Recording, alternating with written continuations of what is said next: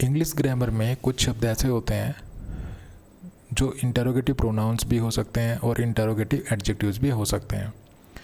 तो ऐसे में उनको पहचानना कई बार हमारे लिए मुश्किल होता है कि हम उनको क्या कहें, इंटरोगेटिव प्रोनाउंस कहें या इंटरोगेटिव एडजेक्टिव्स कहें। तो इस वीडियो में हमारा फोकस ऐसे ही शब्दों पे रहेगा। हम उन शब्दों के बारे में अच्छी तरह से डिटेल में देखेंगे कि हम उनको इंटरोगेटिव प्रोनाउंस कब कहें और इंटरोगेटिव एडजेक्टिव्स कब कहें। ठीक है, तो चलिए स्टार्ट करते हैं और वीडियो। तो सबसे पहले एक बार हम अपना मैं आपका इंट्रोडक्शन करा देता हूँ कि इंटरोगेटिव एडजेक्टिव्स कौन से होते हैं, इंटरोगेटिव प्रोनाउंस कौन से होते हैं। तो ये जो शब्द आप देख रहे हैं, व्हाट, विच और हुज, व्हाट, विच और हुज, ये इंटरोगेटिव एडजेक्टिव्स होते हैं। अब यही शब्द इंटरोगेटिव प्रोनाउंस भी होते हैं, लेकिन हम एक बार इंटरोगेटिव प्रोनाउंस को देख लेते हैं। इंटरोगेटिव प्रोनाउंस जो हैं वो कौन से शब्द होते हैं। तो इंटरोगेटिव प्रोनाउंस होते हैं हु, हुज, होम, विच और दैट। ये इंटरोगेटिव प्रोनाउंस होते हैं। लेकिन इस वीडियो में हमारा फोकस इंटरोगेटिव प्रोनाउंस पे नहीं होगा, हमारा फोकस होगा उन 3 शब्दों पे जो इंटरोगेटिव एडजेक्टिव्स भी होते हैं, इंटरोगेटिव प्रोनाउंस भी होते हैं। तो आप देख रहे हैं ये interrogative adjectives what, which, whose, ये इंटरोगेटिव प्रोनाउंस भी होते हैं। ये हुज रहा, ये विच रहा और ये व्हाट रहा। तो कब हम इनको इंटरोगेटिव एडजेक्टिव कहेंगे, कब हम इनको इंटरोगेटिव प्रोनाउंस कहेंगे, ये सब कुछ हम इस वीडियो में सीखेंगे। तो चलिए आगे बढ़ते हैं। देखिए, सबसे पहले हम देखते हैं कि ये इंटरोगेटिव एडजेक्टिव्स कब होंगे, हम इनको कब इंटरोगेटिव एडजेक्टिव्स कहेंगे। एक चीज़ मैं आपको और याद दिला दूं, इंटरोगेटिव एडजेक्टिव्स और इंटरोगेटिव प्रोनाउंस, हम इन दोनों का यूज क्वेश्चन पूछने के लिए करते हैं। ठीक है, तो इंटरोगेटिव एडजेक्टिव कब होंगे, ये 3 शब्द व्हाट, विच और हुज, ये 3 शब्द इंटरोगेटिव एडजेक्टिव हम इनको कब कहेंगे और इंटरोगेटिव प्रोनाउंस कब कहेंगे। चलिए ये सीखते हैं। तो इंटरोगेटिव एडजेक्टिव्स ये शब्द तब होंगे जब इनके बाद हम कोई नाउन देखें। जब व्हाट, विच और हुज, इन 3 शब्दों में से किसी शब्द के बाद अगर आपको कोई नाउन दिखाई दे रहा है तो उस समय ये इंटरोगेटिव एडजेक्टिव आप इनको बोलेंगे। जैसे विच शर्ट डू यू लाइक, इस सेंटेंस में विच दिखाई दे रहा है आपको, ये इसके बाद ये नाउन है। ठीक है, तो यहाँ पे विच क्या हुआ, इंटरोगेटिव एडजेक्टिव। इसी प्रकार whose house, whose house is this, तो यहाँ पे हुज है, हुज के बाद में ये नाउन है, तो यहाँ पे हुज क्या हुआ, इंटरोगेटिव एडजेक्टिव। इसके बाद what country do you live in, तो यहाँ पे व्हाट के बाद क्या है, नाउन है, तो यहाँ पे व्हाट क्या हुआ, एक इंटरोगेटिव एडजेक्टिव। लेकिन इन एग्जाम्पल्स को देखिए, which will the doctor see first, अब यहाँ पे जो विच है इसके बाद कोई नाउन नहीं है, तो इसका मतलब ये इंटरोगेटिव प्रोनाउन है। व्हाट हैज़ हैपेंड, तो इस सेंटेंस में भी व्हाट के बाद कोई प्रोनाउन नहीं है, तो ये भी इंटरोगेटिव जो ये व्हाट वर्ड है इसके बाद कोई नाउन नहीं है, तो ये यहाँ पे इंटरोगेटिव प्रोनाउन है। उसके बाद हुज इज़ दिस बुक, तो इस सेंटेंस में भी हुज के बाद जो है कोई नाउन नहीं है, तो इसलिए ये भी इंटरोगेटिव प्रोनाउन है।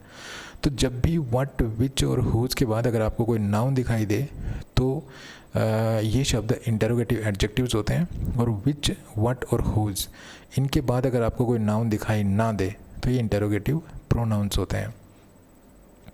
लेकिन ये इंटरोगेटिव एडजेक्टिव्स और इंटरोगेटिव प्रोनाउंस हम तभी कहेंगे जब ये क्वेश्चन पूछने के काम आए। इस चीज़ को ध्यान रखना है, क्योंकि कई बार ये रिलेशन भी स्थापित करते हैं अपने पहले वाले नाउन से, और हम इनको रिलेटिव क्लॉजेस में यूज करते हैं। तो सिर्फ इंटरोगेटिव एडजेक्टिव्स और इंटरोगेटिव प्रोनाउंस हम उनको तभी कहेंगे जब ये क्वेश्चन पूछने में काम आए, क्योंकि इंटरोगेटिव एडजेक्टिव और इंटरोगेटिव प्रोनाउंस सिर्फ क्वेश्चन पूछने के काम आते हैं। ठीक है, तो अगर कोई इंटरोगेटिव सेंटेंस है और उस इंटरोगेटिव सेंटेंस की शुरुआत इन तीनों शब्दों में से किसी शब्द से हो रही है, और अगर इन शब्दों में से किसी शब्द के बाद नाउन है तो वो इंटरोगेटिव एडजेक्टिव होगा, अगर वो नाउन नहीं है तो इंटरोगेटिव प्रोनाउन होगा। ठीक है, आई होप आप इस चीज़ को समझ गए होंगे कि कब विच, हुज और व्हाट इंटरोगेटिव एडजेक्टिव होंगे और कब ये इंटरोगेटिव प्रोनाउंस होंगे। ठीक है, तो एक बार अपने मन से आप पूछ कर देख सकते हैं। तो एक बार मैं आपको फिर से इसी चीज़ को रिमाइंड करा दूं कि इंटरोगेटिव एडजेक्टिव और इंटरोगेटिव प्रोनाउंस के लिए जो है एक कॉमन चीज़ होना ज़रूरी है कि वो सेंटेंस इंटरोगेटिव हो। ठीक है, अगर इंटरोगेटिव नहीं है तो हम ना तो उसको हम इंटरोगेटिव एडजेक्टिव कह सकते हैं और ना तो इंटरोगेटिव प्रोनाउंस। मान लीजिए कोई ऐसा सेंटेंस है जो इंटरोगेटिव नहीं है और उसमें ये विच या व्हाट या हुज यूज़ हो रहे हैं, तो वहाँ पे ये ना तो इंटरोगेटिव एडजेक्टिव होंगे ना इंटरोगेटिव प्रोनाउंस होंगे। इनको इंटरोगेटिव एडजेक्टिव और इंटरोगेटिव प्रोनाउंस होने के लिए जो है सेंटेंस का इंटरोगेटिव होना बहुत ज़रूरी है। और फिर उस इंटरोगेटिव सेंटेंस में हम देखेंगे कि इन शब्दों के बाद कोई नाउन आ रहा है कि नहीं आ रहा। अगर नाउन आ रहा है इनके बाद तो ये इंटरोगेटिव एडजेक्टिव होंगे, नहीं आ रहा है नाउन तो इंटरोगेटिव प्रोनाउंस होंगे। चलिए बात करते हैं व्हाट और विच में डिफरेंस क्या होता है। ठीक है, व्हाट और विच में डिफरेंस क्या होता है। तो ये एग्जांपल देखिए, अगर हम कहें what country do you live in, तो ये भी सही है, और which country do you live in, ये भी सही है। दोनों सेंटेंसेस में कोई फ़र्क नहीं है, दोनों का मतलब सेम है, मीनिंग सेम है, लेकिन फिर भी दोनों में थोड़ा सा डिफरेंस है, और ये डिफरेंस जो है वो स्पीकर की तरफ है। ठीक है, अगर स्पीकर ये कहता है what country do you live in, मान लीजिए कोई व्यक्ति है और वो आपसे पूछता है what country do you live in, तो इसका मतलब है उसके दिमाग में जो ये कंट्री है वो बहुत ज़्यादा है, वो अननोन जो है अनलिमिटेड नंबर्स में है। लेकिन अगर वो कहता है which country do you live in, तो इसका मतलब है उसके दिमाग में जो कंट्री है, ये जो कंट्रीज़ हैं वो कंट्री एक लिमिटेड जो है नंबर्स में है, एक नॉन नंबर्स में है। अगर स्पीकर ये कहता है व्हाट कंट्री, तो इसका मतलब स्पीकर नहीं जानता कि कितने कंट्रीज़ में वो बात कर रहा है, मतलब कितने कंट्रीज़ के बारे में वो पूछ रहा है कि भाई कितने कंट्रीज़ हैं, और मतलब उसके लिए वो अनगिनत कंट्रीज़ हैं और वो लगभग संसार के सभी देशों में वो पूछ रहा है कि इनमें से तुम कौन से देश में रहते हो। ठीक है, लेकिन वो कहता है which country do you live in, तो इसका मतलब उसका जो रेफरेंस है वो एक लिमिटेड नंबर्स में कंट्रीज़ की तरफ है। इसको थोड़ा सा ईजी करने के लिए मैं आपको एक एग्जांपल देता हूँ। मान लीजिए ये बुक शॉप है, ठीक है, ये मान लीजिए एक बुक शॉप है और आप वहाँ पे गए बुक शॉप में, तो आप देखा होगा बुक शॉप में चारों तरफ मतलब तीन साइड या चारों तरफ किताबें लगी होती हैं। तो इस दीवार पे भी किताब है, इस दीवार पे भी किताब है, इस दीवार पे भी किताबें, तीनों तरफ आप देख रहे हैं किताबें। बुक सेलर आपसे पूछता है भाई आपको कौन सी किताब चाहिए, तो वहाँ पे क्योंकि कोई पर्टिकुलर नंबर या कोई लिमिटेड नंबर या कोई नॉन नंबर्स उसके दिमाग में नहीं होगा, क्योंकि वो सारी बुक्स में ही पूछ रहा है भाई जितनी भी बुक्स इस बुक शॉप में है उन किताबों में आपको कौन सी किताब चाहिए। तो वहाँ पे वो क्या पूछेगा, what book do you want, what book do you want. ठीक है, लेकिन अगर वो आपके सामने 3-4 किताबें रख देता है, 10 किताबें रख देता है, मतलब जिनको गिनना पॉसिबल हो उसी समय, और उसे पता हो कि ये लिमिटेड नंबर्स में है, तो वहाँ पे वो यूज़ करेगा which book do you like या which book do you want. ठीक है, तो विच और व्हाट में कोई ख़ास डिफरेंस नहीं है, डिफरेंस बस इतना है कि अगर स्पीकर जो है या आप जो हैं व्हाट यूज़ करते हैं और व्हाट के बाद कोई नाउन यूज़ करते हैं, तो इसका मतलब वो नाउन, उस नाउन की जो संख्या है वो आपके दिमाग में अनलिमिटेड है। ठीक है, अननोन नंबर्स में वो चीज़ आपके दिमाग में है, आपका रेफरेंस अनलिमिटेड नंबर्स की तरफ है। लेकिन अगर आप विच प्लस नाउन यूज़ करते हैं तो उसका मतलब उस नाउन की जो संख्या है वो आपके दिमाग में लिमिटेड नंबर में है। चलिए आगे बढ़ते हैं। नेक्स्ट है सिंगुलर वर्सेस प्लूरल, कि हम भाई ये जो इंटरोगेटिव एडजेक्टिव्स होते हैं इनके बाद हम कौन सा नाउन यूज़ करें, सिंगुलर नाउन यूज़ करें या प्लूरल नाउन यूज़ करें। तो हम जो है जो इंटरोगेटिव एडजेक्टिव्स होते हैं इनके बाद हम सिंगुलर नाउन भी यूज़ कर सकते हैं और प्लूरल नाउन भी यूज़ कर सकते हैं। जैसे what language can you speak fluently भी सही है और what languages can you speak fluently भी सही है। ठीक है, और हम देख रहे हैं यहाँ पे ये कैसा है, यहाँ पे ये सिंगुलर है और यहाँ पे ये प्लूरल है। ठीक है, तो दोनों सही है यहाँ पे, तो आप इसके बाद सिंगुलर नाउन भी यूज़ कर सकते हैं और प्लूरल नाउन भी यूज़ कर सकते हैं। चलिए अब एक एक करके इनके बारे में थोड़ा सा और डिटेल में जानते हैं। तो जो चीज़ हम यहाँ पे जानने जा रहे हैं वो ये है कि जो इंटरोगेटिव एडजेक्टिव होता है, ठीक है, जो इंटरोगेटिव, ध्यान से सुनिए ये चीज़ काफ़ी इंपॉर्टेंट है। अगर जो कोई इंटरोगेटिव एडजेक्टिव होता है और इस इंटरोगेटिव एडजेक्टिव के बाद नाउन होता है, तो ये जो कॉम्बिनेशन मैंने बनाया है ये, ठीक है, ये कॉम्बिनेशन जो हमने बनाया है यहाँ पे, ये कॉम्बिनेशन किसी भी सेंटेंस में सब्जेक्ट भी हो सकता है और ऑब्जेक्ट भी हो सकता है। मतलब हम इस कॉम्बिनेशन को सब्जेक्ट के रूप में भी यूज़ कर सकते हैं और ऑब्जेक्ट के रूप में भी यूज़ कर सकते हैं। काफ़ी इंपॉर्टेंट पॉइंट है, ये बहुत सी जगह काम आता है। जब आप एक्टिव वॉइस के सेंटेंस को पैसिव वॉइस में बदलते हैं उस समय भी ये काफ़ी इंपॉर्टेंट होता है। तो ये सब्जेक्ट भी हो सकता है और ये ऑब्जेक्ट भी हो सकता है, ये कॉम्बिनेशन। तो देखिए सब्जेक्ट ऑब्जेक्ट कब होगा, अगर ये इस कॉम्बिनेशन के बाद मेन वर्ब आ रही है, ठीक है, इस कॉम्बिनेशन के बाद अगर मेन वर्ब आ रही है या हेल्पिंग वर्ब आ रही है और उस हेल्पिंग वर्ब के तुरंत बाद मेन वर्ब आ रही है, तो ये कॉम्बिनेशन होगा सब्जेक्ट। ठीक है, क्या होगा ये, सब्जेक्ट। लेकिन अगर इस कॉम्बिनेशन के बाद अगर हेल्पिंग वर्ब आ रही है, ठीक है, उस हेल्पिंग वर्ब के बाद अगर कोई नाउन या कोई प्रोनाउन है, तो उस समय ये होगा ऑब्जेक्ट। ठीक ठीक है, ये छोटी सी चीज़ है लेकिन काफ़ी इंपॉर्टेंट है। फिर सुन लीजिए, अगर इंटरोगेटिव एडजेक्टिव प्लस नाउन इस कॉम्बिनेशन के बाद अगर कोई मेन वर्ब है और उस मेन वर्ब या तो कोई मेन वर्ब है या उसके बाद हेल्पिंग वर्ब है या हेल्पिंग वर्ब के तुरंत बाद मेन वर्ब है, तो उस समय ये होगा सब्जेक्ट। और अगर इस कॉम्बिनेशन के बाद हेल्पिंग वर्ब आ रही है, उसके बाद कोई नाउन या प्रोनाउन आ गया, तो उस नाउन या प्रोनाउन के बाद आपको मेन वर्ब मिलेगी। ऐसे में होता है ये ऑब्जेक्ट। तो देखिए, ये कॉम्बिनेशन है विच शर्ट, ठीक है, विच शर्ट हो गया ये। विच शर्ट के बाद देखते हैं, ये हेल्पिंग वर्ब हो गई, ठीक है, लेकिन हेल्पिंग वर्ब के बाद ये प्रोनाउन आ गया, तो यहाँ पे ये विच शर्ट क्या हुआ, यहाँ पे ऑब्जेक्ट हुआ, तो ये यहाँ पे ऑब्जेक्ट है, ठीक है। लेकिन इस सेंटेंस को देखिए, ये कॉम्बिनेशन है विच डॉग, ये कॉम्बिनेशन हो गया, इसके बाद में ये हेल्पिंग वर्ब आ गई, ये हेल्पिंग वर्ब के बाद मेन वर्ब भी आ गई, तो इसका मतलब यहाँ पे विच डॉग क्या हुआ, सब्जेक्ट, तो यहाँ पे ये सब्जेक्ट है। तो इस तरह से हम सब्जेक्ट और ऑब्जेक्ट को इस प्रकार से फाइंड आउट कर सकते हैं।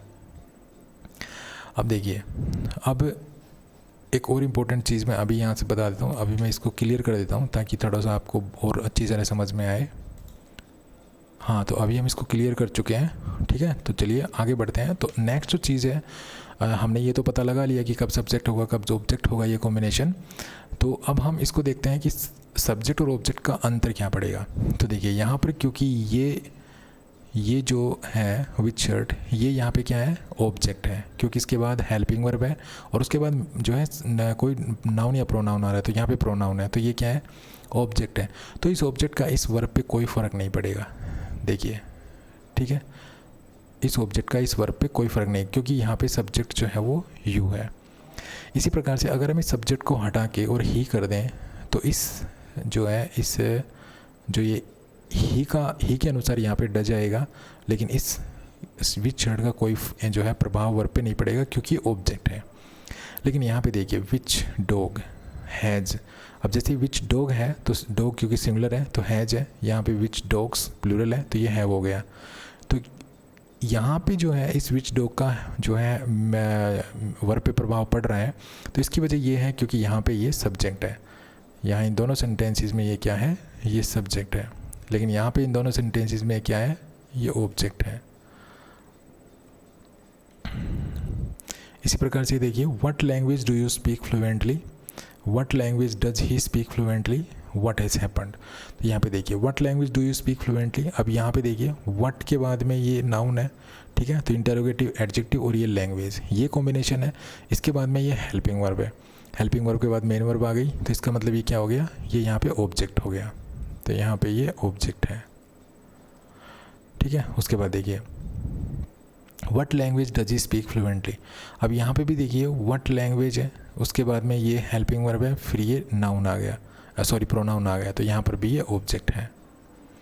तो ये ऑब्जेक्ट है तो इसका मेन वर्ब पे कोई इफ़ेक्ट नहीं पड़ेगा, ठीक है, क्योंकि ये ऑब्जेक्ट है। जो वर्ब होगी वो सब्जेक्ट के अनुसार लगेगी, तो यहाँ यू है इसलिए डू आया, यहाँ पे ही है इसलिए डज आया, ठीक है। अभी देखिए, व्हाट हैज़ हैपेंड, अब यहाँ पे जो है व्हाट है, व्हाट के बाद कोई यहाँ पे कोई नाउन नहीं है, तो इसको हमने थोड़ा सा गलत ले लिया, इसको हमने प्रोनाउन ले लिया, हम पढ़ रहे हैं पॉजिटिव एडजेक्टिव, तो हम इसको थोड़ा सा चेंज करना पड़ेगा, तो मैं इसको चेंज कर लेता हूँ, ठीक है। हाँ, तो चलिए अब हमने अपने जो एग्जाम्पल्स हैं इनको थोड़ा सा सही कर लिया है।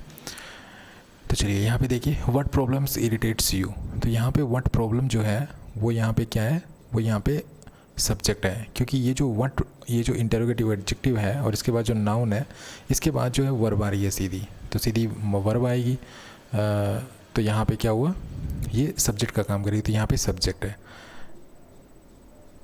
और यहाँ पे थोड़ा सा, यहाँ पे हम एक थोड़ा सा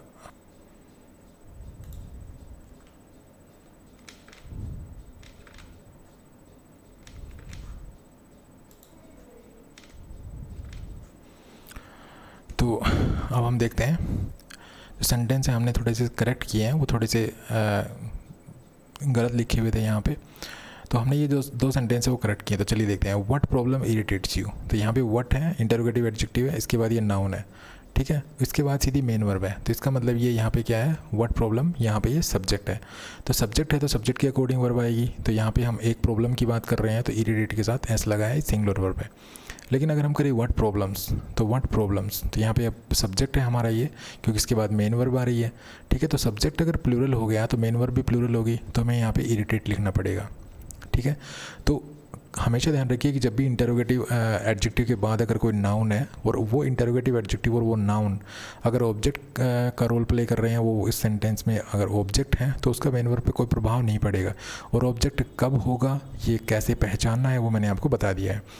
और अगर इंटरोगेटिव एडजेक्टिव और जो वर्ब है ये अगर किसी सेंटेंस में सब्जेक्ट का काम कर रहा होगा तो उसके अकॉर्डिंग वर्ब आएगी। ठीक है, जैसे इस सेंटेंस में ये सब्जेक्ट है तो इसके अनुसार जो है वर्ब आ रही है, और इन सेंटेंसेस में ये क्या है, ये ऑब्जेक्ट है, तो इनका वर्ब पे कोई जो है इफेक्ट नहीं पड़ेगा। तो चलिए आगे बढ़ते हैं। Next, whose brothers have beaten you.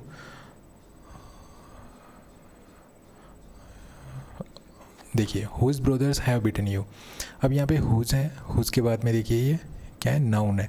तो यहाँ पे इसके बाद मतलब जो इंटरोगेटिव एडजेक्टिव है और जो नाउन है, इसके बाद आप क्या देख रहे हैं, इसके बाद हम देख रहे हैं कि हेल्पिंग वर्ब है, उसके बाद सीधी मेन वर्ब आ गई। तो यहाँ पे ये क्या हुआ, हुज ब्रदर, ये यहाँ पे सब्जेक्ट हुआ, तो सब्जेक्ट है। अब यहाँ पे अगर सब्जेक्ट प्लूरल है तो वर्ब भी हम देख रहे हैं प्लूरल है, लेकिन अगर सब्जेक्ट सिंगुलर कर देंगे तो वर्ब भी सिंगुलर कर देंगे, क्योंकि यहाँ पे जो इंटरोगेटिव एडजेक्टिव और जो नाउन है वो क्या है, यहाँ पे सब्जेक्ट का काम कर रहे हैं। लेकिन ये देखिए whose brother have you beaten. अब यहाँ पे हुज ब्रदर, इसके बाद में क्या है, हेल्पिंग वर्ब है, इसके बाद में लेकिन प्रोनाउन आ गया। ठीक है, उसके बाद में मेन वर्ब है। तो यहाँ पे हुज ब्रदर क्या हुआ, ऑब्जेक्ट। तो ऑब्जेक्ट है तो मेन वर्ब पे कोई इफेक्ट नहीं पड़ेगा, जो हमारी जो वर्ब है वो सब्जेक्ट के अनुसार आएगी। तो सब्जेक्ट क्या है, इस हेल्पिंग वर्ब के बाद जो नाउन या प्रोनाउन होगा वो सब्जेक्ट होगा, तो इसके अनुसार ये हेल्पिंग वर्ब है। इसी प्रकार से whose brother has he beaten, अगर हम यहाँ पे इसको चेंज कर दें सब्जेक्ट को, तो इसके अनुसार ये हेल्पिंग वर्ब हो गई। ठीक है, तो इसमें ये इन दो सेंटेंसेस में जो है इंटरोगेटिव एडजेक्टिव और उस नाउन का कोई प्रभाव नहीं पड़ेगा, क्योंकि यहाँ पे ये सब्जेक्ट है, सॉरी यहाँ पे ये सब्जेक्ट नहीं है, ऑब्जेक्ट है। ठीक है, ऑब्जेक्ट है यहाँ पे। तो इस वीडियो में इतना ही। इस वीडियो में हमने देखा कि कब हम इंटरोगेटिव एडजेक्टिव और कब इंटरोगेटिव प्रोनाउंस को हम पहचानते हैं, मतलब कब हुज, व्हाट और विच इंटरोगेटिव प्रोनाउंस कब होंगे और इंटरोगेटिव एडजेक्टिव्स कब होंगे। ठीक है, तो ये हमने जाना इस वीडियो में। तो कैसा लगा वीडियो, अगर वीडियो अच्छा लगा तो प्लीज़ को लाइक कीजिए, शेयर कीजिए, चैनल को सब्सक्राइब करना बोले। Thanks for watching this video, happy learning, bye bye.